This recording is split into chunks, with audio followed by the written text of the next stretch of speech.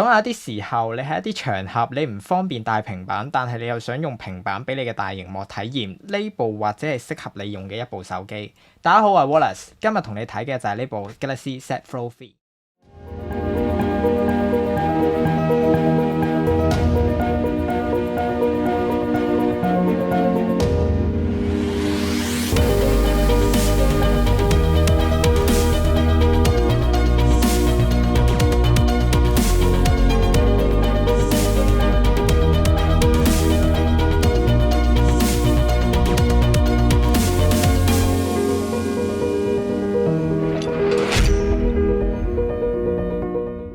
設計上呢部機嘅機身係官方稱為 Armor Aluminium 嘅鋁合金機身，整體嘅堅硬度同埋耐用度係有所提升。我手上呢隻黑色同 Galaxy S21 Ultra 嗰隻睇落差唔多嘅質感，睇落幾靚仔嘅。今代嗰個關節比上一代再結實咗，你打開同合埋都感受到嗰種結實嘅感覺。你點開佢呢，佢都會好結實咁樣停喺嗰個位嘅。呢個比我嘅調節性係大啲。另外佢官方指呢個價位係可以承受20萬次嘅摺疊，用到5年左右啦。今代有埋防水功能，起碼我呢啲手殘派用落係安心啲嘅，冇咁驚入水啦。機身都厚嘅，如果摺埋係足足2部機嘅厚度。男仔放入褲袋應該冇問題，女仔就難啲啦。重量官方話271 gram， 計埋殼就同支 S Pen 就呢個重量，攞上手好墜手嘅，好重。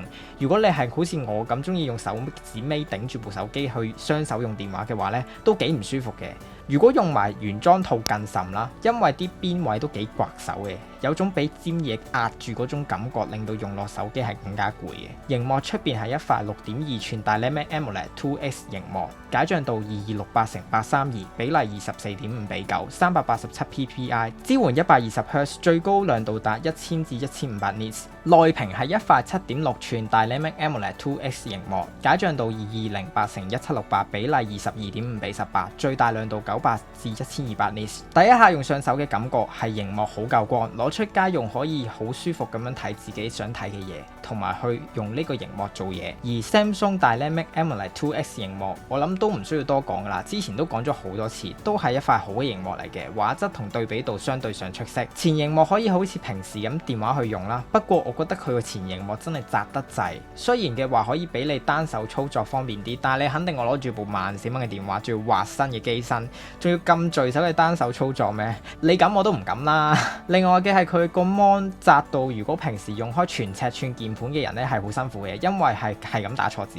打機睇片個 mon 咧又太窄太細，我個人對佢前螢幕嘅感覺一般嘅啫。雖然你夾硬都可以喺呢個屏幕度分上下用，但係你睇嘅嘢都係太細，都唔好得去邊嘅就係個體驗。而內屏用上手同 iPad mini 嘅體驗係好類似，呢個比例用嚟上網睇 document 打 word 睇落嘅字會多啲，頁面闊落啲，分視窗方便，同埋用呢個螢幕去分會比較舒服嘅。呢啲生產力需要下，佢係好好用。如果你開 PDF 寫筆記，呢個螢幕都係好用嘅。但係呢個螢幕唔係影音娛樂最好嘅一個選擇，因為你用呢個螢幕去睇16:9嘅影片會有上下好厚嘅巴。如果打開咗嘅話，再轉過另一面睇會好啲嘅。不過都係有條巴。如果你睇戲21:9條巴更加大。雖然同 iPad mini 係差唔多嘅，如果 crop in 去睇都唔得嘅，因為你睇嘅嘢呢係會斬到唔知睇緊乜。打機嘅話 OK 嘅，螢幕大少少，玩落都冇一啲大螢幕平板咁墜手。不過佢將啲遊戲放大再 crop 做呢個比例，有啲 game 呢你會覺得好似起格咁樣啦，而有啲 game 喺操作上面呢係冇咁方便嘅，因為呢個螢幕唔夠闊。如果你真係頂唔順呢個夾硬全屏嘅比例，設定研究室嗰度可以校翻嗰個程式嘅顯示比例，不過個代價係上下條巴會再明顯咗。就算 OK， 我唔用內屏打機，用出邊真心咩？我放完隻手指落去，我都唔知自己玩緊乜啦。另外嘅係佢有中間有條坑紋，其實都幾明顯嘅，你摸上去係凹落去嘅。基本上你係去親嘅地方有光照到，都會見到條坑噶啦。真係要啲時間習慣先得嘅，我就唔係好習慣到。聲質上呢部機同 Galaxy S21 Ultra 相比差啲，雙喇叭設計，聲量雖然夠大，立體感同音質就一般般嘅啫。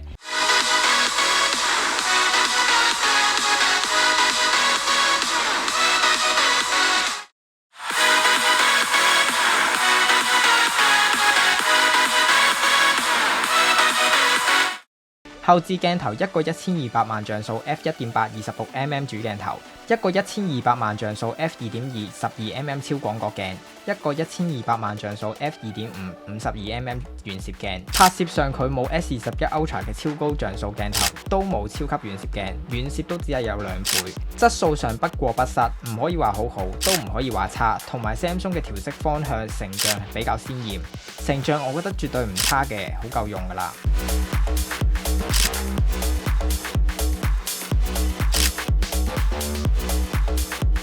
夜拍成像都 OK 嘅，表現有一定嘅水準。夜拍完直接出 IG 都冇乜大問題。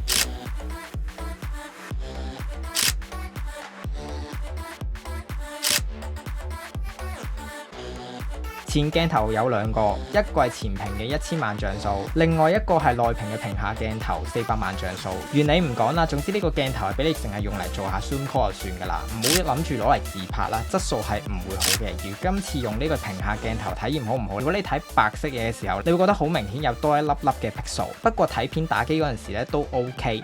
當你睇緊啲動態嘢嘅時候，你自然會忽略咗嗰個鏡頭嘅。效能上佢係我 test 嘅 Snapdragon 888手機入邊效能算係比較穩定嘅。5次 Geekbench 5跑分冇咩點變。3D Mark Wildlife Stress Test 都係睇得出佢第一次之後就有降頻，然後維持喺3000幾分左右。2個鐘推 3D Games 都係40度以下，呢個部分我自己幾滿意嘅。當然日常用出街開 5G 都係會發熱啦。跟住講下佢呢代新加嘅 S Pen 體驗 Galaxy Z Fold 3。支筆係要額外買嘅，同埋原裝個套咧買會有個位俾你裝筆用。呢支係 Fold Edition 嘅 S Pen， 比平時嘅 S Pen 會軟少少。同時佢會賣一支 S Pen Pro， 佢會有個掣俾你揀 Fold Edition 定普通 S Pen。如果你用錯筆，佢會偵測到會彈出嚟提示你。S Pen Pro 同埋 S Pen 主要分別多啲係你可以用藍牙操作平板呢個功能，即係 Air Action 啊、影相啊、撳 PowerPoint 嗰啲嗰陣時用嘅。2支 S Pen 嘅使用體驗同平時用 Galaxy 平板或者 Note 系列上面寫嘢畫嘢嘅體驗好接近。支筆嘅 size 好夠大，揸喺手都幾舒服。如果你要用呢部嘢去上堂寫筆記嘅話，都 OK 夠用嘅。開會嘅時候喺下邊快速記低啲嘢。畫畫嘅話 Clip Studio Pen 個界面同平板唔同，唔好用嘅。其他會好啲 EBS Pen 都可以嘅。不過值得一提嘅係佢中間會有個 gap。你如果畫得太慢，你寫字或者畫嘅時候嘅線條，你會有輕微嘅變形。另外係呢個 mon 寫字太大力，或者你手指好大力咁樣壓落去嘅話咧，會令到佢有個印嘅。咁當然你過一陣就會冇咗噶啦。不過你俾得14,000蚊買呢部嘢，我諗你都唔會好大力咁對佢咧，所以我諗對你嘅造成嘅體驗就唔係好大影響嘅啫。而佢個 mon 嘅觸控機制係你手握住個 mon， 又想用手指去掂嘅話咧，呢個 mon 就做唔到嘅，不過就當然打機嘅時候可以用2隻手兩邊咁樣同時控制。而用 S Pen 嗰陣時，佢有冇 palm rejection？ 有，至少你可以隻手擺喺上面再用 S Pen 寫字，唔構成好大嘅問題。我嘅使用下覺得暫時最大問題係佢寫到中間個位咧會凹入去，凹得好緊要嘅，同埋有時喺中間嗰條坑寫字個手感都幾怪下。有時右下角嗰個功能鍵會阻住寫字同畫嘢，只要你去設定顯示導覽列嗰度會有個選項可以俾你校做好似 Apple 咁樣整走個功能鍵，變成下邊嗰條巴，咁樣呢用落會開心啲嘅。而如果你用 S Pen 嗰陣時唔小心撳錯掣，開咗個選單出嚟，你好唔中意呢個功能嘅話，你都可以入翻去 S Pen 嗰度去校走呢個功能，咁就唔使咁煩啦。OK， 跟住就係重頭戲啦。呢個內螢幕俾你喺平板向嘅生產力帶嚟咗啲乜嘢功能同方便？入邊個螢幕之前最多可以拆2個，依家可以同時支援放3個視窗出嚟。除咗3分螢幕咁樣去使用，可以額外開視窗去用嘅。我自己喺手機嘅 workflow 下，以往係經常要跳嚟跳去，喺呢部機係真係少咗需要跳嚟跳去嘅，效率係真係高咗。我自己中意開晒啲 work 啊、calendar、to do list、WhatsApp、browser、搭車嗰陣時行街咁樣用。係有提升效率嘅，真係方便啲。好多時候未必成日中意行嚟行去，或者搭車嗰陣時，相對上時間唔係好多，或者等人嗰陣時得個一陣，要拎部平板 set 一大輪嘢先用啦，或者純粹坐低 cafe 睇下書睇下筆記，又唔想下下帶多部機。其實呢部都有方便到嘅。以往出街搭車上 online course 又要 drop look 好煩嘅，呢部真係幫到手。我自己就喺上面 online course 下邊筆記 app 搭 S Pen 用，或者開個懸浮鍵盤出嚟打字。多視窗界面，當你關咗個內屏嗰陣時，自動停留喺工作中心入邊，你開翻個 mon 可以開翻出嚟用嘅。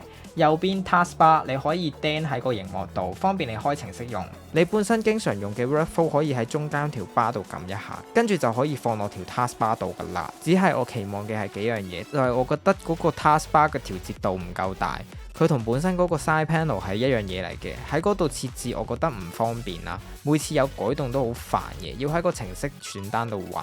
我就情願好似 Apple 咁樣可以喺桌面嗰度拖啲程式落去，同埋有 app groups 啦。仲有上邊有3個常用程式，其實可以俾我關咗佢嘅，俾我用盡條 taskbar 咯。佢個 taskbar 同埋本身個 side panel 嗰啲設定，我覺得都係要分開嘅。而家係同一樣嘢嚟，但係我用 side panel 嗰陣時，我用緊前螢幕嗰陣時，好多時候 side panel 方便我轉程式用嘅，而入翻去就用 taskbar 咯。我希望我可以好似 Windows 咁樣喺啲程式度撳實佢，就係可以釘落條 taskbar 度咁樣用嘅話呢，就會開心好多嘅。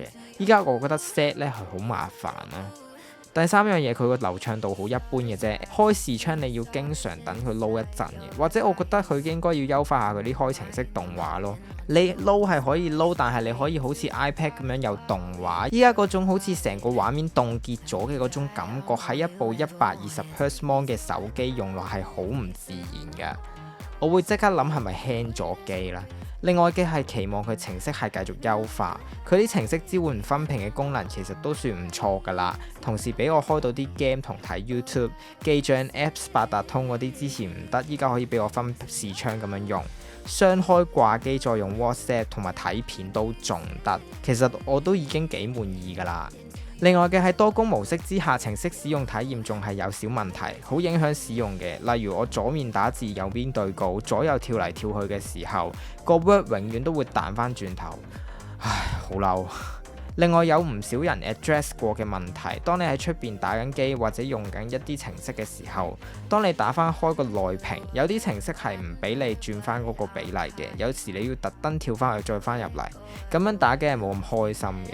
不過你可以 download 一個叫 Good Lock 嘅呢個程式，裏邊有個叫做 Multi-Star 專用喺接機嘅 plugin， 聽講係可以解決到呢個問題嘅。雖然我用咗都係解決唔到呢個問題啦。仲有呢個 plugin 可以大幅提升接機喺手機嘅體驗，例如可以快速轉多工模式等等呢啲功能。有興趣就自己 download 嚟試下啦。電量係4400 mAh， 由於佢係雙 mon 再加 120Hz。雖然佢係 adaptive refresh rate 啦，但係佢咁樣嘅 form factor 下，電量正常用一定唔會夠1日用嘅。用得呢部機嘅生產力用戶係一定要帶尿袋，我都係半日左右要充電㗎啦。而充電都係支援25W 快充同埋11W 嘅無線充電，充電速度不過不失啦。OK， 大致上呢部機俾到大家嘅體驗同限制就差唔多係咁多噶啦。我要講嘅係呢部機唔係俾你用嚟取代平板嘅，呢部機係俾一啲喺手機上面嘅工作同埋多工處理非常多，又係工作狂，搭車行街食飯或者任何有嘅時間都唔會放過嘅一個工作狂用嘅一部手機，亦都係點解啲人話商務人士用，因為呢班人真係咁樣用手機。